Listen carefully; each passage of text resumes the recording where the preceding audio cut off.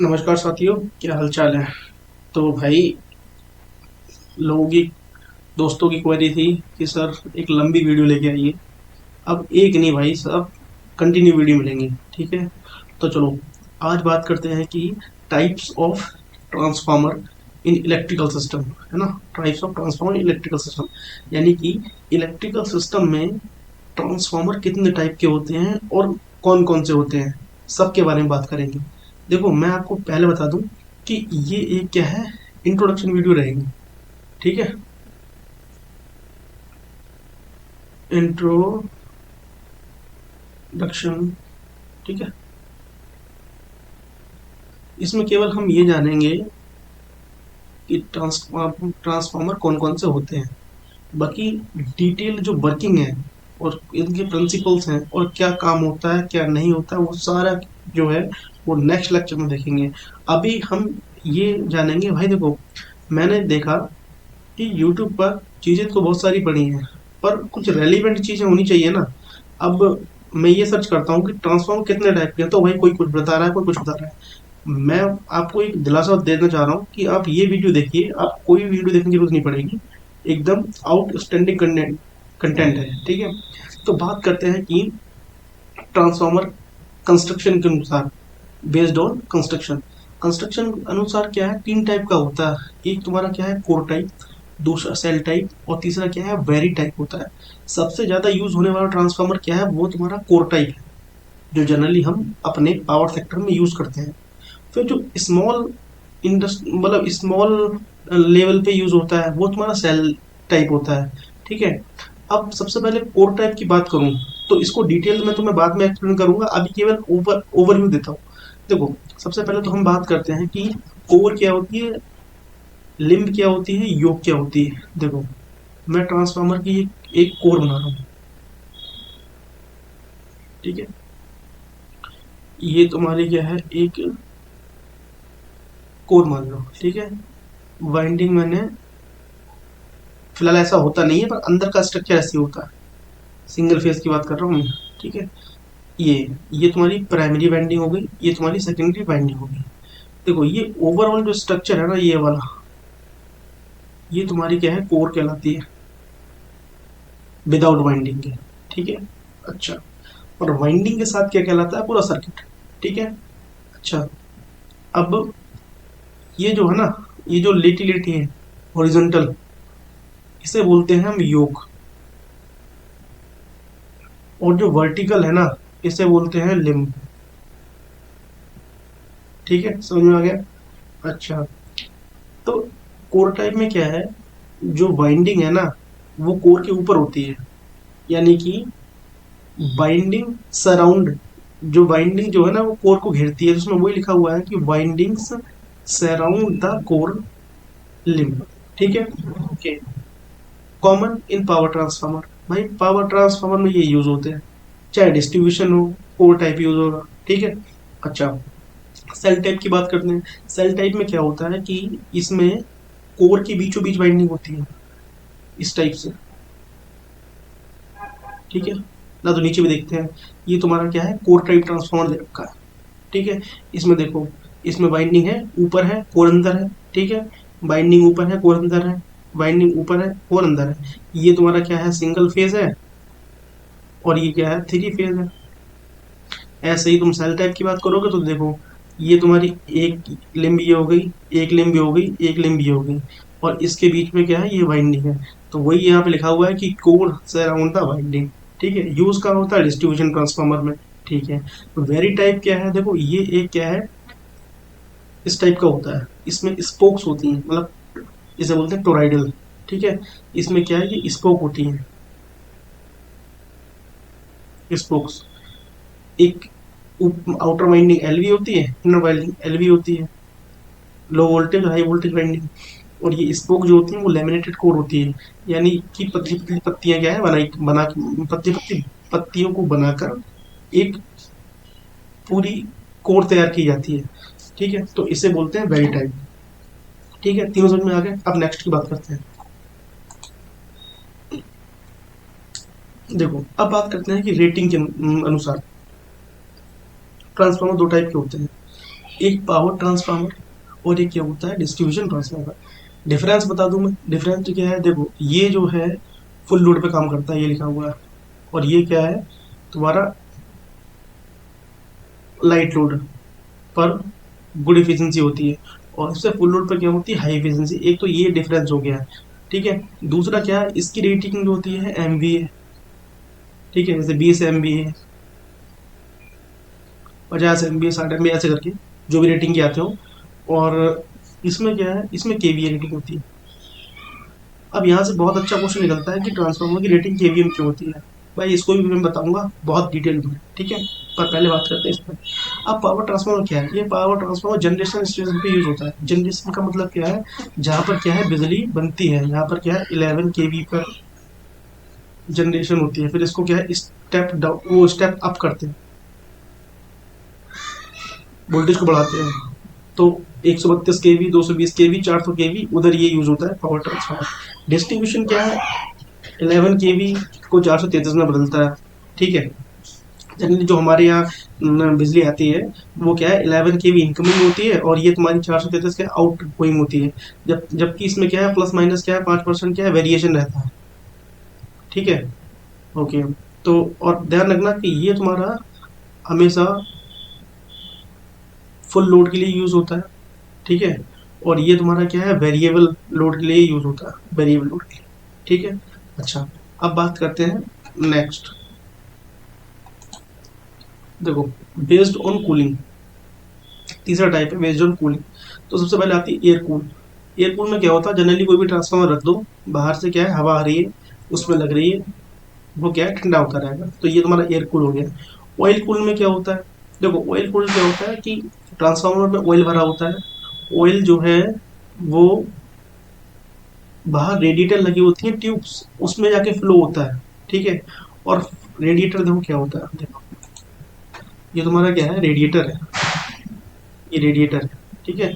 इसमें क्या है जो ऑयल है ना, ऑयल घूमता है और बाहर से एयर आती है, इसे ठंडा कर देती है, ठीक है।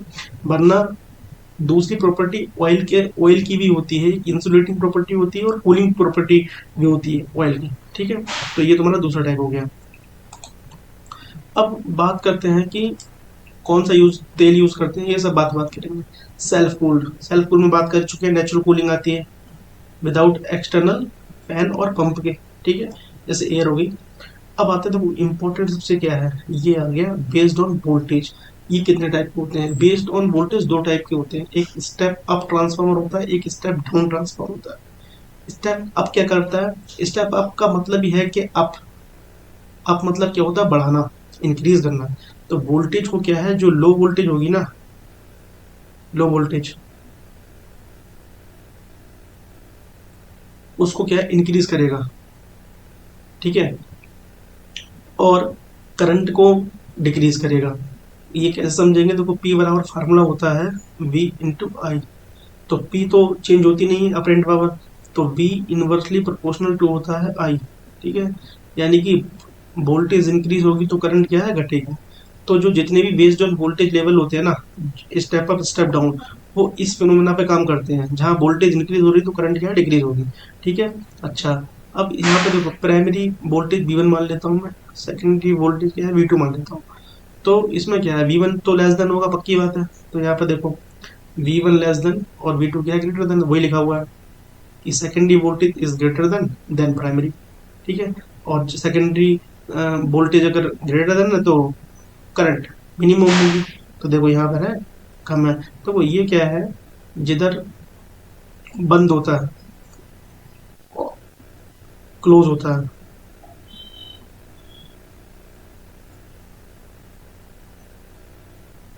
उधर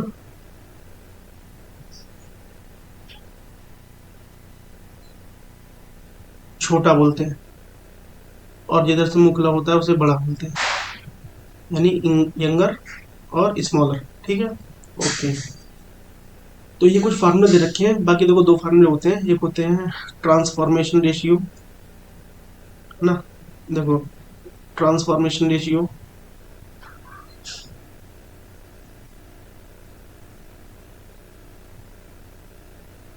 ट्रांसफॉर्मेशन रेशियो, इसे के से डिनोट करते हैं। ये लिया जाता है secondary to primary, B2/B1 N2/N1। Current opposite होती है I1/I2। ये तुम्हारा ट्रांसफॉर्मेशन रेशियो हो गया। अब वहीं अगर टर्न रेशियो की बात करते हैं ना, टर्न रेशियो जो होता है वो ए से डिनोट करते हैं। ए से टर्न रेशियो ले जाता है primary winding to secondary winding, sorry, current I2/I1 volt, number of turn N1 और N2। ठीक है, तो B वोल्टेज हो गया, I2/I1 करंट हो गई, N1/N2 ये टर्न हो गया। ठीक है, तो जो रिलेशन वोल्टेज में होता है वही रिलेशन क्या है यहाँ पर नंबर ऑफ टर्न्स में होता है। तो यहाँ पर बस यही दे रखा है। ठीक है, बाकी डिटेल में तो बाद में बात करेंगे। अब बात ये हो गया स्टेप अप ट्रांसफार्मर। अब स्टेप डाउन की बात कर लेते हैं। स्टेप डाउन ट्रांसफार्मर, तो स्टेप डाउन ट्रांसफार्मर जो है ना, नाम से ही मतलब आ रहा है डाउन, यानी कि डिक्रीज करेगा किसको, वोल्टेज को। ठीक है, और करंट क्या है, इंक्रीज होगा, क्योंकि वोल्टेज इन्वर्सली प्रोपोर्शनल टू आई होती है, यानी कि वोल्टेज अगर घटेगी तो करंट क्या है, बढ़ेगी। एक इम्पोर्टेंट फैक्टर और रह गया। ठीक है, इसमें क्या है, जो स्टेप डाउन होता है, स्टेप डाउन में जो प्राइमरी वाइंडिंग होती है ना, नंबर ऑफ टर्न ज़्यादा होते हैं स्टेप डाउन में। ठीक है, जबकि स्टेप अप जो पीछे वाला था ना, ये इसमें देख रहे हो प्राइमरी टर्न क्या होते हैं, कम, और सेकेंडरी क्या होते हैं, ज़्यादा होते हैं। इसका क्या खेल है ये बाद में देखते हैं, अभी बस नॉर्मल समझो, वीडियो लंबी हो जाएगी ये बहुत। ठीक है, अच्छा, ये क्या करता है, वोल्टेज को डिक्रीज करता है। तो यानी कि अगर मैं यहाँ E1 मान रखा, आप B1 मान लो, V2, यानी कि वोल्टेज को डिक्रीज करता है, तो V2 लेस देन V1 होगा। तो करंट जो होगी ना, करंट अगर B2 कम है तो करंट वहाँ ज़्यादा होगी। तो यहाँ पर वही लिखा हुआ है कि I2 greater than I1, I2 बड़ी है I1 से। ठीक है, और B2 क्या है, छोटा है V1 से। तो यही फार्मूला क्या है, ये है। ठीक, अच्छा, अब बात करते हैं फेज। असली जर्नी तो यहाँ, जर्नी जो है यहाँ से चालू होती है कि फेज के अकॉर्डिंग कितने ट्रांसफार्मर होते हैं, कितने टाइप के। तो सबसे पहले क्या है, एक सिंगल फेज होता है और एक थ्री फेज होता है। सिंगल फेज में ये कोर जो होती है ना, ये पतली पतली पत्तियों से मिलके बनाई जाती है, और इसको एक, इसमें ग्रुप्स कटी होती है, खांचे, इसमें से फिट कर दिया जाता है अच्छे तरीके से। ये तुम्हारा प्राइमरी साइड होगी, वो तुम्हारी सेकेंडरी साइड होगी। ठीक है, अब भाई वर्किंग की बात करूँ ना, चलो मैं तुम्हें थोड़ी सी वर्किंग बताता हूँ, बाकी बात बढ़ते हैं। जैसे ही मैं यहाँ पर सप्लाई दूंगा, ठीक है, यहाँ पर करंट आएगी, यहाँ फ्लक्स इससे लिंक करेगा। अब देखो फ्लक्स जो है ना, वो हमारा क्या है, अल्टरनेटिव है, यानी कि एसी नेचर का।